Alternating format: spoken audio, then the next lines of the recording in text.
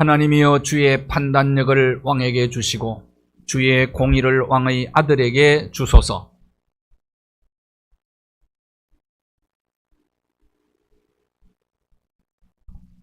의로 말미암아 산들이 백성에게 평강을 주며 작은 산들도 그리하리로다.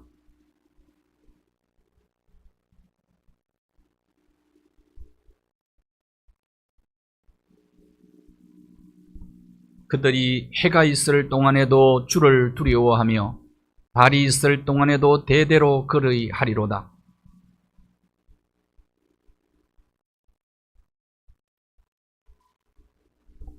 그 옛날에 의인이 흥왕하여 평강의 풍성함이 달이 닿을 때까지 이르리로다.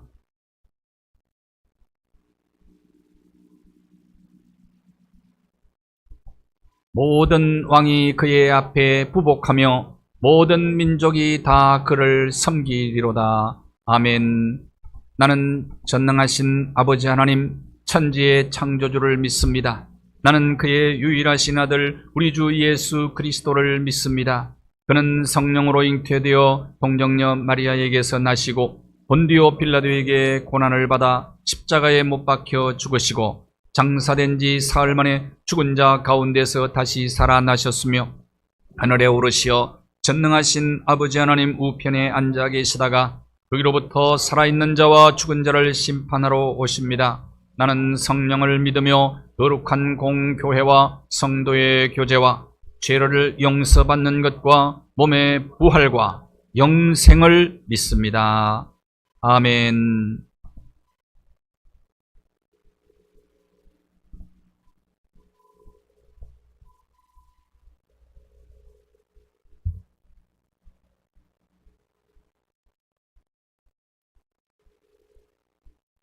거룩하시고 자비로우신 하나님 아버지, 언제나 함께 하시고 한 주간도 지켜주셔서 예배할 수 있도록 사랑을 베푸시니 무한 감사합니다.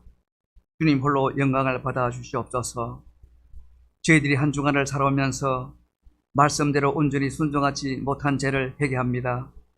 십자가의 은혜를 깨끗하게 씻어주시고 주님의 영광을 나타낼 수 있는 성령의 사람이 되게 은혜를 베풀어 주시옵소서.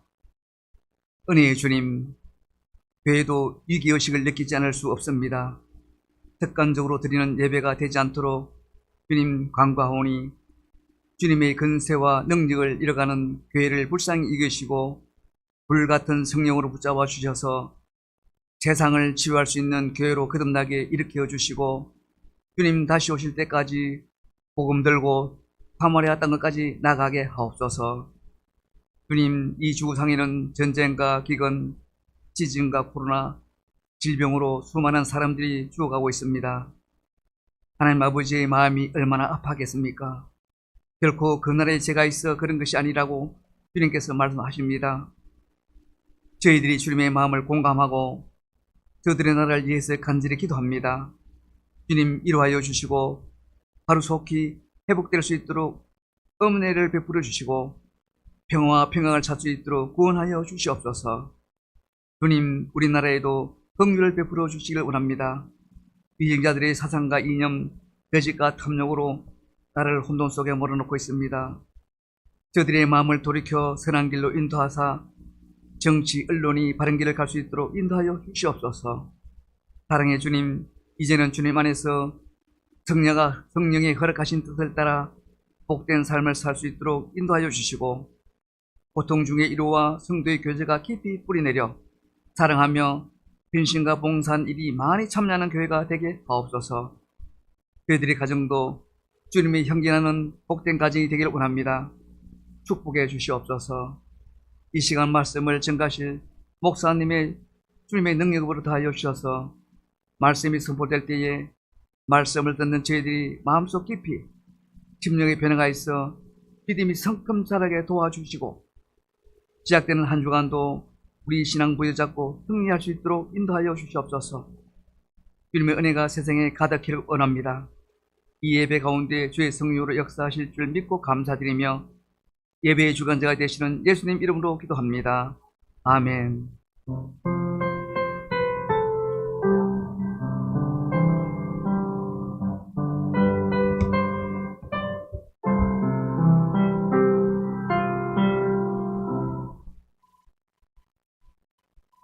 주일에 우리에게 주실 하나님의 말씀은 신명기 28장 1절에서 3절까지의 말씀입니다. 신명기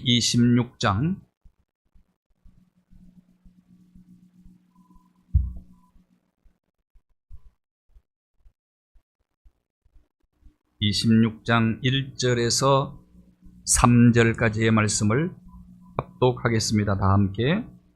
내 하나님 여호와께서 내게 기업으로 주어 차지하게 하실 땅에 내가 들어가서 거기에 거주할 때에 내 하나님 여호와께서 내게 주신 땅에서 그 토지의 모든 소산의 만물을 거둔 후에 그것을 가져다가 광주리에 담고 내 하나님 여호와께서 그의 이름을 두시려고 택하신 곳으로 그것을 가지고 가서 그때의 제사장에게 나아가 그에게 이르기를 내가 오늘 당신의 하나님 여호와께 아뢰나이다. 내가 여호와께서 우리에게 주시겠다고 우리 조상들에게 맹세하신 땅에 이르렀나이다 할 것이요. 아멘. 임마누엘 성가대 찬양으로 영광 하나님께 올려드리겠습니다.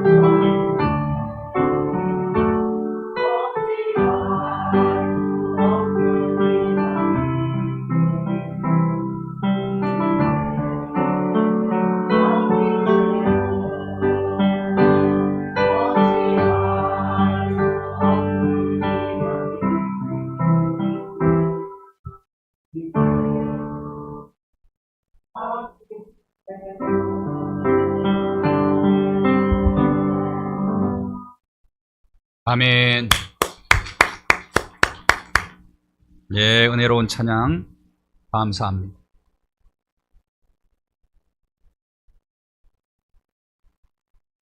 만물이 기지개를 펴고 봄을 기다리고 있습니다. 북한 땅이 소생하는 역사가 나타나기를 바랍니다. 북한 땅이 다시 살아나야 돼. 나라와 민족이 다시 회복되는 역사를, 축복을 경험하게 되기를 바라고요. 개인적으로도 가정적으로도 또 한국 교회가 축복의 계절에 하나님의 은혜로 성령의 역사로 소생케 되는 역사들이 나타나게 되기를 바랍니다. 사회학자 스탠디가 이런 말을 해서 요즘 시대는 암보다 더 무서운 병이 있다. 그것은 감사불감증이다. 그랬어요. 뭐라고요? 뭐보다 더 무섭다고요? 이 심각성을 알고 있느냐 그 말입니다. 감사불감증. 괜히 미워하고 나무 원망하고 불평하고 대적하고 이러면 스트레스 받고 우울증 생기고 그러면 암보다 더 우리 몸에 치명적이다 그 말입니다. 결국은 감사해야 되는 이유가 누구 때문에 해야 되는 겁니까? 나 때문에 감사해야 되는 거예요. 암 환자들을 추적해 보니까 엄청난 스트레스를 받은 적이 있다. 트라우마가 있고. 그러니까 이게 얼마나 암보다 더 무섭다 하는 거예요. 주석가 메추엘리가 그런 얘기를 했어요. 감사는 더하기고 불평은 빼기다. 감사하는 자는 축복이 점점 더해지지만 불평 원망하는 자는 축복이 점점 감소되어진다. 링컨이 그랬어요. 감사하는 사람은 발전이 있다 늘. 그리고 유명한 학자가 그런 얘기를 했어요. 칼 힐티라고 하는 사람이 행복론에서 감사하면 젊어진다. 젊어진다. 젊어지고 싶어요? 건강하고 싶어요? 점점 잘 되고 싶어요? 뭐 하면 됩니까? 감사해라요. 첫 열매를 드리라. 이스라엘 백성들이 가나안 땅에 들어가기 전에 첫 열매 드릴 것을 권고하고 있습니다. 지난주에 우리가 말씀을 나누었습니다. 지난주 말씀의 제목이 뭐였죠? 이럴 수가 있나? 아말렉을? 아말렉 기억하라. 아말렉. 아말렉이 하는 짓이 꼭 마귀 짓이니까. 하나님의 백성들을 공격하고 가정을 공격하고 지역 교회를 공격해서 무너뜨린단 말이에요. 오늘날도 똑같아요. 아말렉이 하는 짓이 지금 마귀가 꼭 그런 일을 하고 있는 거죠. 그런 일. 공산주의자들은 사실은 가정을 중요하게 생각하지 않습니다. 이걸 여러분 아셔야 돼. 공산주의가 왜 이게 무서운 건가? 하나님을 적대하는 사상인가를 여러분이 아셔야 됩니다. 공산주의는 가정은요, 여러분 가장들이요, 열심히 일하는 게 좀 더 잘 살기 위함 아닙니까? 가족들을 행복하게 하기 위해서. 집도 늘리고 돈도 더 많이 벌려고 하는 이유가 뭡니까? 가족들 행복하게 하기 위함이단 말이죠. 그러면 자연적으로 똑같이 나누어주는 그 공산주의 사상은 가정을 건강하게 꾸려 나가려고 하는 사람들에게는 이게 안 맞는 거잖아요. 안 맞는. 일 아무리 열심히 해도 똑같이 사는 거, 이런 것은 원치 않을 것 아닙니까? 그러니까 자유민주주의와 공산주의는 반대 사상이 부딪힐 수밖에 없는 사상이란 말이에요. 가정을 무너뜨리려면 가정을 무너뜨리는 가장 좋은 방법은 동성애라고 그래요. 동성애. 공산주의에서 동성애가 나온 거라고. 요즘 우리나라에서도 포괄적 차별금지법을 통과시키려고 교회가 적극적으로 반대하기 때문에 지금 그걸 못하고 있는 겁니다. 그러면 가정 무너지는 거예요. 공산주의자들이 대기업이, 어느 기업이 잘 되는 걸 원해요, 안 원해요? 공산주의. 북한에 대기업이 있습니까, 지금? 공산주의자들은 대기업이 잘 사는 걸 원치 않아. 그러면 공산주의를 할 수가 없는 거야. 그러니까 공격하고 있는 겁니다. 가정이 무참히 공격을 당하고 있는 거라 이 말이죠. 그래서 다 똑같이 잘 산다 해서 사람들을 가재나 붕어나 개처럼 만들어 놓는 거야. 그러니까 공산주의 체제를 유지하는 거야. 가정을 공격하는데 가장 좋은 방법이 동성애. 동성애하면 가정 무너지잖아. 그래서 아말렉을 기억하라 이거예요. 오늘 또 첫 열매입니다. 가나안 땅에 들어가거든 첫 열매를 하나님께 드리라. 잠언 3장 9절 10절에 보면 자, 이스라엘이 가나안 땅에 들어가서 왕정 체제가 됩니다. 통일 왕국 시대의 첫째 왕이 사울왕, 둘째 왕이 다윗, 셋째 왕이 솔로몬이죠. 솔로몬 때 솔로몬이 지은 시 아닙니까? 잠언은 솔로몬이 쓴 책이거든요. 근데 여기에 처음 익은 열매로 첫 열매로 하나님을 공격하라. 그리하면 뭐가 찬다고요? 창고가 찬다. 주머니와 지갑이 찰 정도가 아니고 창고가 채워진다. 넘치는 복을 넣는다. 자, 다윗과 솔로몬 시대에 이스라엘이 경제적으로 얼마나 큰 복을 받았느냐. 다윗과 솔로몬 시대에 솔로몬 때는 다윗 때는 예루살렘 거리에 금과 은이 돌보다 더 흔했다고 그래. 성경의 기록이 나. 금과 은이 돌보다 더 흔했어. 왜 그랬을까요? 이유가 뭘까요? 이스라엘에 금이 많이 나와서 그랬을까요? 아니요. 나라가 강해지니까 주변에서 조공을 갖다 바친 거예요. 조공. 금 조공을 가장 많이 바친 거예요. 솔로몬 시대에 군인들이 방패를 들고 나갔는데 그 방패가 금으로 만든 방패였다. 그만큼 부강한 나라였다. 다윗이요. 제국의 꿈을 꿨다면 제국도 만들 수가 있었어요. 그만한 돈이 많았다니까. 군사력도 많았다고. 군사력. 다윗 말기에 130명의 군대가 있었다니까요. 그러니까 군사력과 경제력으로 제국을 이룰 수 있었는데 제국을 이루지 않은 이유가 있다고. 그것은 제사장 나라의 꿈이 있기. 제사장.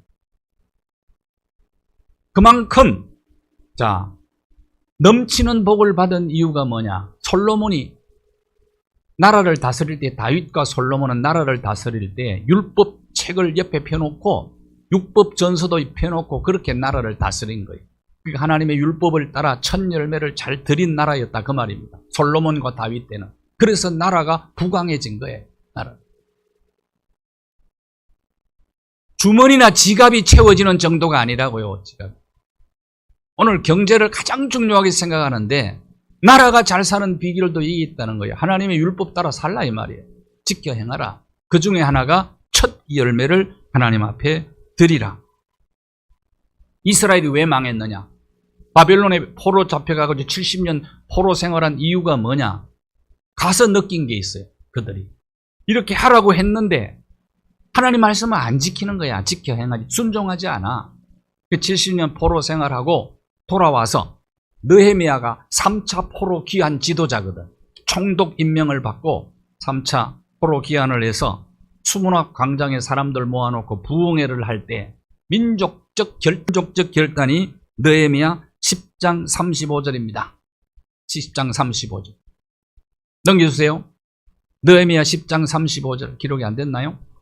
그때 해마다 토지소산의 만물과 첫 열매를 하나님 앞에 드리기로 결단을 한 겁니다.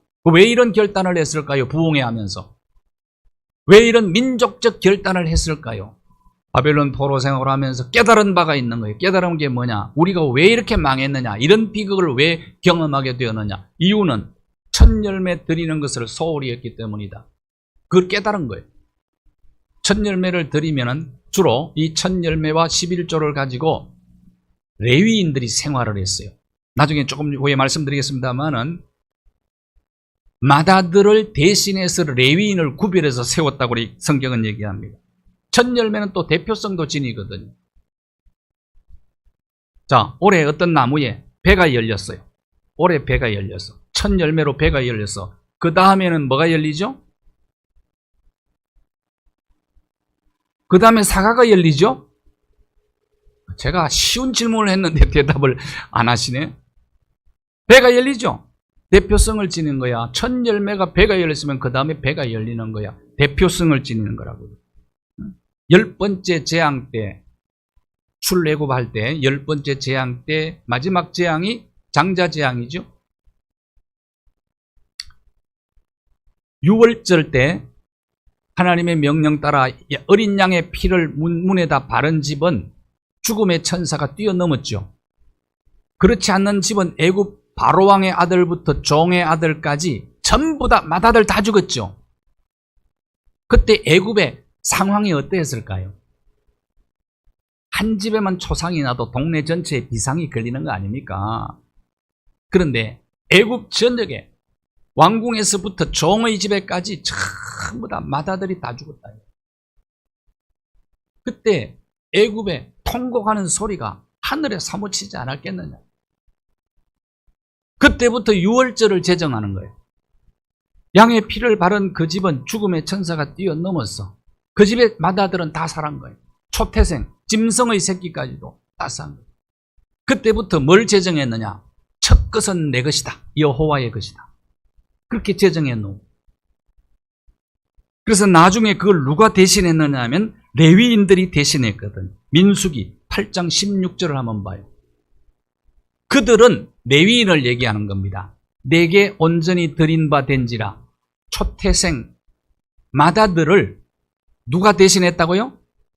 레위인이 대신해서 구별해서 그들이 성전에서 하나님을 섬기도록 만들었다. 민수기 8장 17절과 18절도 한번 보십시오. 처음 난 것은 사람이든지 짐승이든지 다 내게 속한 것이니라. 그들을 구별했는데 첫 아들 대신 맏아들 대신에 구별해서 세운 지파가 있었다고요. 그 지파가 어떤 지파라고요? 레위 지파.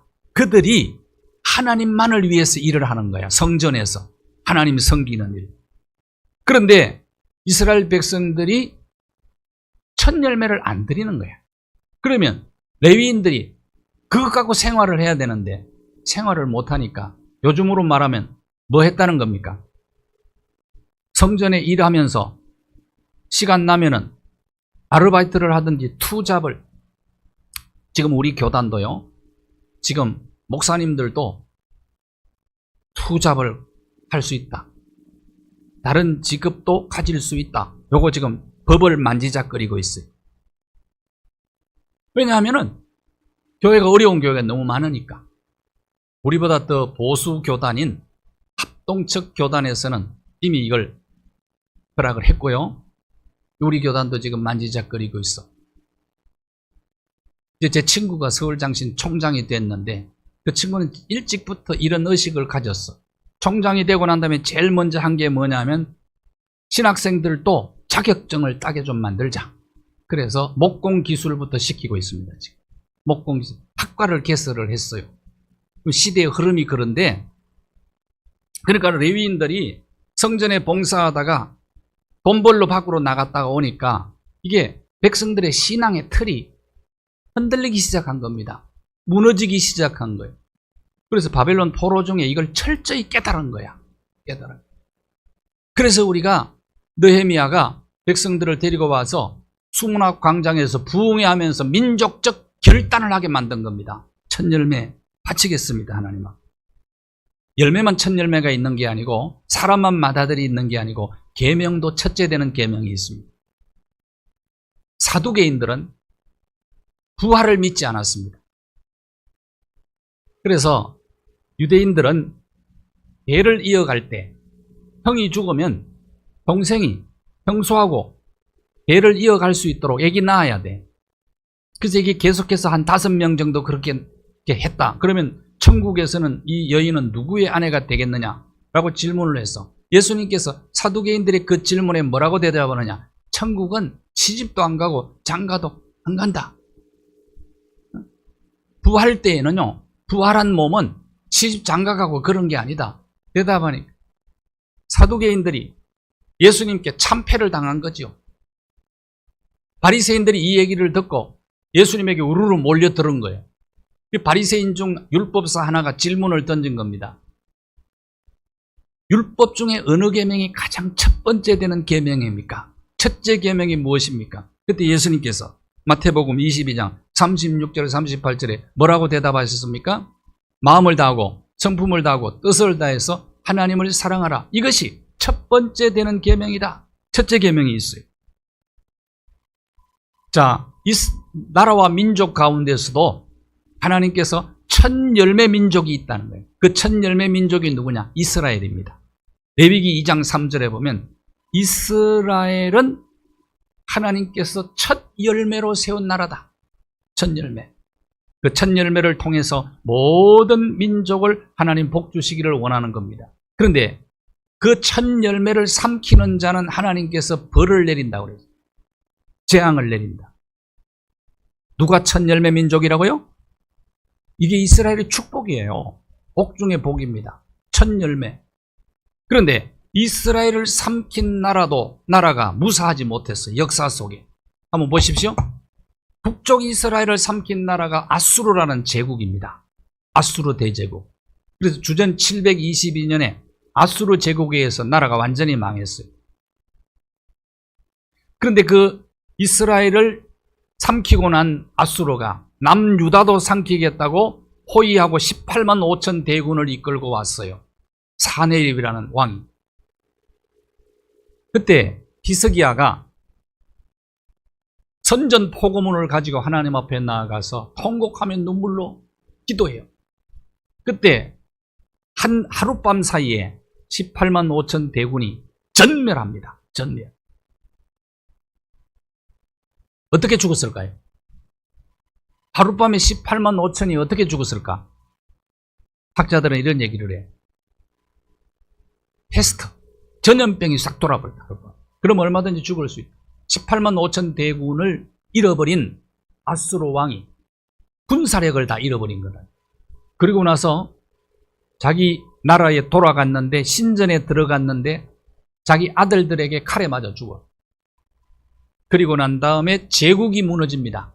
아수르 제국이 바벨론에 의해서 무너져요. 누구를 삼켰기 때문에? 첫 열매 삼켰기 때문에. 첫 열매를 삼켰기 때문에. 그 다음에 남유다는 바벨론에 의해서 주전 586년에 망하거든요. 남유다를 삼킨 데는 바벨론입니다. 바벨론이 어떻게 망합니까? 70년 만에, 꼭 70년에 망해요. 바벨론 제국이 그렇게 무너질 줄 몰랐다고요. 제국. 근데 바벨론은 누구에 망합니까? 페르시아. 페르시아는 헬라에게 망하죠. 헬라도 이스라엘을 얼마나 괴롭혔는지 몰라. 마지막에 로마에 의해서 헬라가 망합니다. 로마가 얼마나 이스라엘을 괴롭혔냐고요. 로마 군인들이 주 70년에 성전을 다 해체시켜버려요. 거기에서 성전에는 금이 돌과 돌 사이에 금으로 채웠거든. 금이 그만큼 많았었어요, 사실. 금으로 채웠는데 그 금을 벗겨가기 위해서 성전에 돌 위에 돌 하나도 남지 않도록 다 벗겨간 거예요. 어느 나라가 그랬다고요? 로마. 로마 망했어요, 안 망했어요? 제국들이 전부 첫 열매 이스라엘을 삼키고 다 망한 거야. 이게 역사입니다. 역사. 첫 열매 삼키면 돼야 안 돼? 개인적으로도 삼키면 되나 안 되냐고. 그건 복이 안 돼. 역사가 이걸 증명해 주고 있는 거예요. 역사. 그래서 첫 열매를 드리라. 야고보서 1장 18절을 봐요. 근데 오늘날 첫 열매는 누구냐?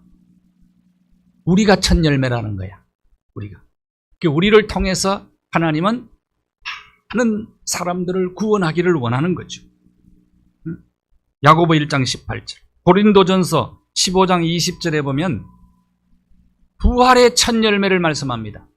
부활의 첫 열매가 누구라고요? 예수 그리스도. 자, 여러분 첫 열매 사상을 잘 아셔야 돼요. 첫 열매 정신을 잘 아셔야 된다.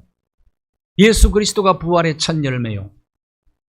부활의 순서를 얘기합니다. 예수님께서 3일 만에 성령의 능력으로 부활하셨거든. 그러면 그 다음에 누가 부활한다고요? 네? 부활의 순서 첫째는 누구요? 첫 열매인 예수 그리스도. 그 다음에 누가 부활해요?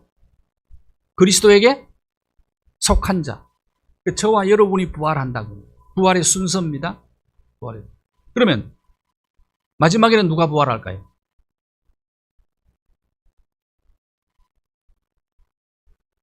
몰라서 대답을 안 합니까? 너무 쉬워서 안 하는 겁니다.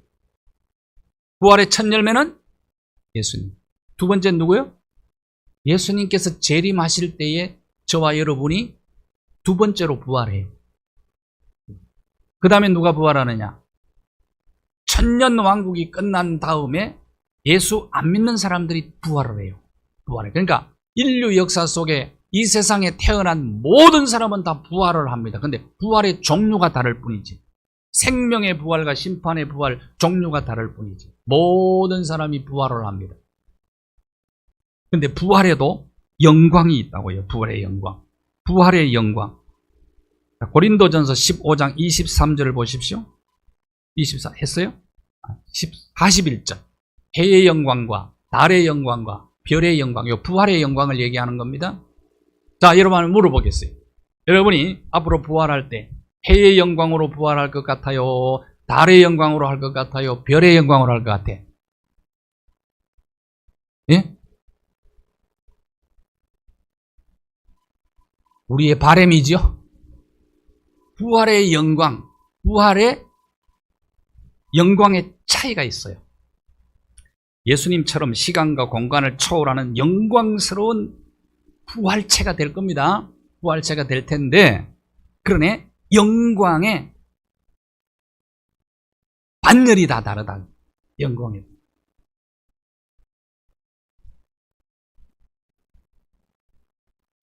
한번 스스로에게 한번 질문해 볼 필요가 있겠죠? 나는 해의 영광으로 부활할까? 달의 영광으로 부활할까? 별의 영광으로 부활할까? 저는 해의 영광은 안 될 것 같아요. 왜 그러냐? 그러면 목사님이 그 정도면 나는 이렇게 생각할 수도 있는데, 아마도 가장 높은 영광의 반열은, 부활의 영광의 반열은 순교자들이 것이다. 저는 그렇게 봅니다. 순교자, 바울 같은 그런. 그 다음에 달의 영광, 별의 영광이 있는데, 우리가 더 높은 영광의 반열에 참여하기 위해서 열심히 신앙생활을 하는 것 아니겠어요? 예? 그러기 위해서는 어떻게 해야 되느냐? 예수님을 부활시켰던 성령의 능력이 오늘 우리 가운데서도 동일하게 역사하셔서 성령께서 마지막에 무덤 속에 있는 그리스도 안에서 잠자는 저와 여러분도 부활시킬 거다 그 말이에요. 그러니까 그동안에 어떻게 살아야 되느냐? 바로 성령의 인도를 따라. 성령이 민감하신 분이거든요. 그분을 무시하면 안 돼. 그분을 무시하지 말고 그분을 평가절하하면은 아주 예민하게 인격적으로 반응한 분이기 때문에 무시하면 그 다음에는 열매가 중단돼 버리고 맙니다. 역사가 중단된. 그래서 수가성 여인에게 예수님이 뭐라고 말씀하셨죠? 네? 요한복음 4장 13절 14절 한번 보십시오. 거기 보면 내가 주는 물을 마시는 자는 영원히 목마르지 아니하리라. 그때 남편이 5이나 있었던 여인입니다. 사람의 마음이 허한 거, 이건 남편 바꾼다고 해결되는 게 아니라는 거예요. 바꿔봐야 그 사람이 그 사람이다 이 말이에요. 사람은요, 어떤 것도 이 세상에 인간 속에 있는 뻥 뚫린 공허함은 우주를 채워도 채워지지가 않는 거예요. 모든 것을 창조하신 우주보다 크신 하나님만이 인간의 공허한 마음을 채울 수가 있는 거야. 그래서 예수님 말씀합니다. 내가 주는 물을 마셔야 돼. 너 물 기르러 왔는데 그 물 먹으면 또 목마르다. 인생의 갈증이 해결될 줄 아냐 이 말이에요. 내가 주는 물을 먹으면 영원히 목마르지 아니하리라. 이것이 바로 하나님께서 주시는 생수인데, 그 생수가 어떤 자에게 흘러넘치느냐. 요한복음 7장 37절 38절. 초막절 끝날에 그때는 실로암에서 물을 길어가지고 쭉 줄을 섭니다. 예루살렘 성전으로 물을 이렇게 나르는 작업을 하는데, 그때 예수님께서 그 대열을 바라보고 하신 설교가 요한복음 7장 37절에서 39절인데, 누구든지 목마르거든 내게로 와서 마시라. 나를 믿는 자는 그 속에서 생수의 강이 흘러 넘치리라. 그 생수는 누구를 가리킨다고요? 성령을 가리킨다. 성령. 그래서 성령의 역사에 여러분이 민감하게 반응을 하셔야 돼요. 오늘도 설교를 듣다가 여러분에게 성령께서 감동을 주실 때 무시하지 마세요. 그 감동을 평가절하 하지 말라고. 성령은 무시당하면 인격자이시기 때문에 예민하게 반응을 하신다. 기도하다가 감동을 주실 때가 있어. 그걸 무시하지 마세요. 그러면 무시하지 않고 믿음으로 그분 앞에 반응하기만 하면은 누구든지 성령 세례는 받을 수가 있고 누구든지 성령 충만도 받을 수가 있는 거예요. 성령 세례가 단회적이 아닙니다. 저 유럽의 신학자들이 잘못 가르쳤어요. 한국에도 신학교에서 그 신학을 공부해 온 사람들이 성령의 역사, 성령 세례가 단회적이다. 그건 그렇지 않습니다. 지금까지도 성령의 세례와 성령 충만은 지속적으로 이어지고 있습니다. 그래서 그분에게 민감하셔야 된다. 무시하지 말고 평가절하하지 말고 그분을 존중하고 환영하고 인정하고 우리도 그분의 역사에 예민하게 반응하면 누구든지 성령 충만 받을 수 있다 이 말이야. 누구든지 성령 세례 받을 수 있다. 그래, 그분의 인도를 따라 그분 앞에 믿음으로 반응하며 살아가는 자는 부활체의 영광의 반열이 달라진다. 영광. 그래서 열심히 신앙생활 하는 거 아니냐. 중요한 단어가 누구든지입니다. 누구든지 성령 세례 받을 수 있다. 존 비비어 목사님이 임재라는 책을 썼어요. 임재. 그 책 속에 자기 사모님 이야기를 해요.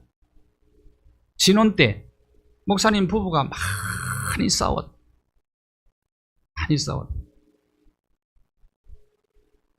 목사도 부부 싸움 할까요, 안 할까요? 네? 궁금해요? 신혼 때 이 목사님 부부도 싸움을 많이 했어요. 목사님이 실수를 너무너무 많이 하는 거야. 대체적으로 이제 목사 될 사람들한테는 기대감을 크게 하고 결혼하거든요. 결혼해. 그러니까 실망할 일이 한두 가지가 아니라 여러분은 신혼 때 싸웠어, 안 싸웠어요? 안 싸운 척 하지 말아요. 서툰 게 한두 개 아니야. 뭘 알고 했어요? 맨날 싸우는 거지. 그래서 목사님이 또 이제 실수하고 난 다음에는 또 사과는 잘해. 와가지고, 야, 잘못했어, 내가 잘못.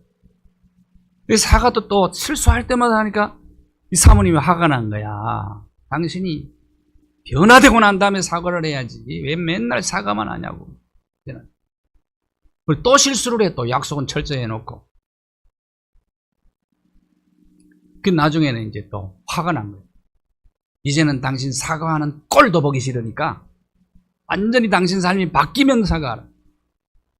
하나님 앞에 기도했어. 기도하는 하나님 남편 변화시켜 주세요. 하나님께서 직접 개입하시니 꿈이나 계시로 하시든지 바꿔줄 줄 알았는데 이렇게 응답을 하시는 거예요. 네가 용서하지 않으면 절대로 네 남편은 변화 안 된다. 아이고 하나님, 어떻게 나만 계속해서 손해만 봅니까? 나만 당해야 됩니까? 나만 당해. 그랬더니 네가 남편 찾아가고 깨끗이 오늘부터 지난날 모든 잘못을 용서한다. 그렇게 얘기해라 이거예요.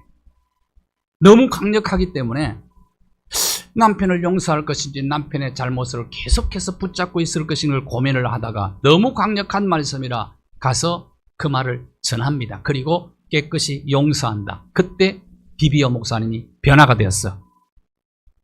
사모님이 뭘 했기 때문에? 성령의 역사에 민감하게 반응했기 때문에 그런 거예요. 반응. 이게 첫 열매 정신으로 사는 거예요. 첫 열매. 용서 안 하면 누구 손해요?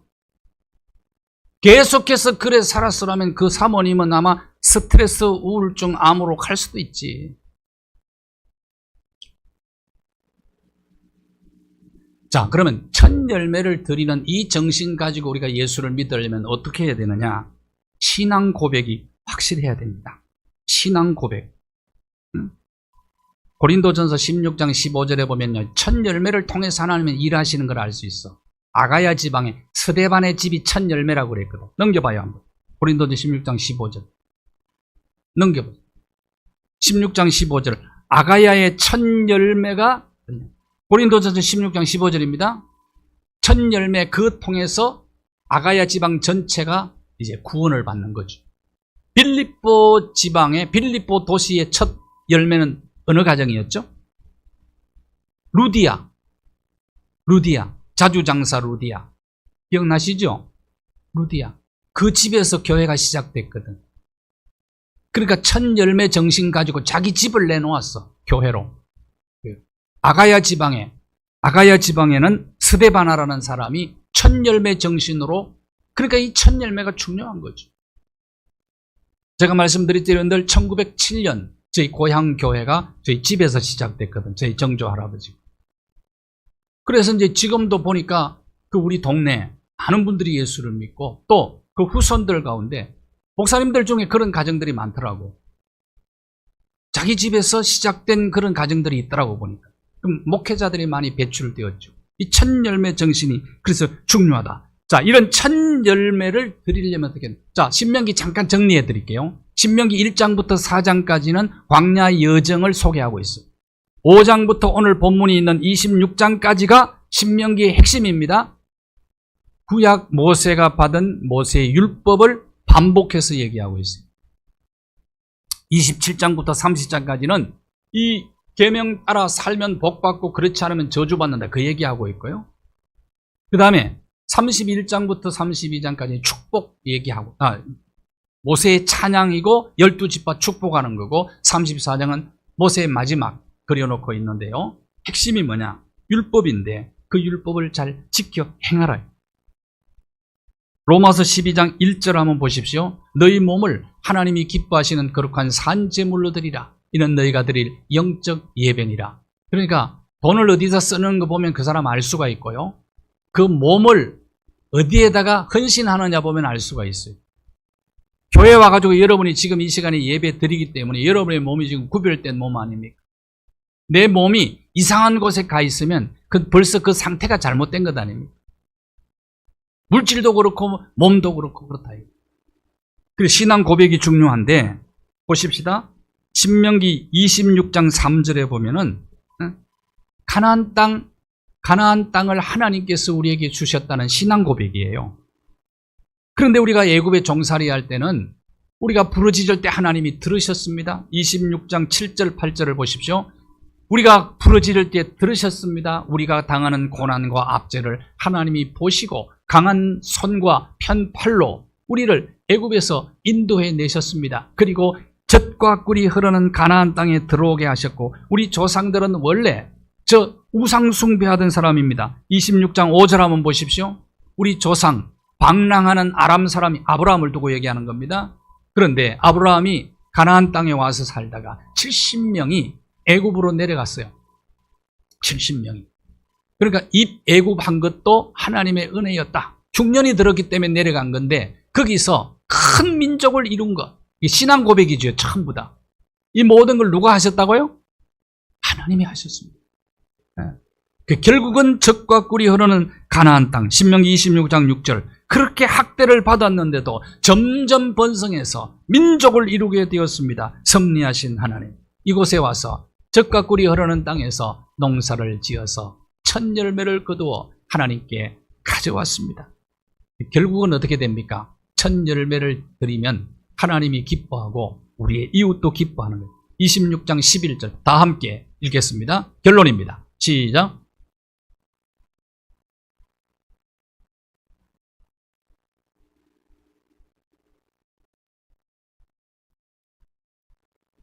자, 첫 열매를 드리면 누가 기뻐하시죠? 하나님이 기뻐하시고 하나님 기뻐할 뿐만 아니라 이웃도 기뻐하는 거예요. 그게 뭐가 꼭 연결되느냐? 첫 열매는 레위인과 연결이 되더라 하는 겁니다. 왜? 레위인이 첫 열매로 구별한 지파이기 때문에 그런 거다. 하나님을 기쁘시게 하고 이웃을 기쁘게 하는 그런 첫 열매 정신으로 승리하시기를 바랍니다. 감사합니다. 하나님 마음을 다하고 성품을 다하고 뜻을 다하여 하나님을 사랑함으로 하나님의 기쁨 되고 이웃에게도 기쁨 되고, 그래서 천 열매의 정신으로 세상을 복되게 만드는 귀한 사명을 감당하는 우리 모두가 되게 하여 주시옵소서. 예수 그리스도의 이름으로 기도하옵나이다. 아멘.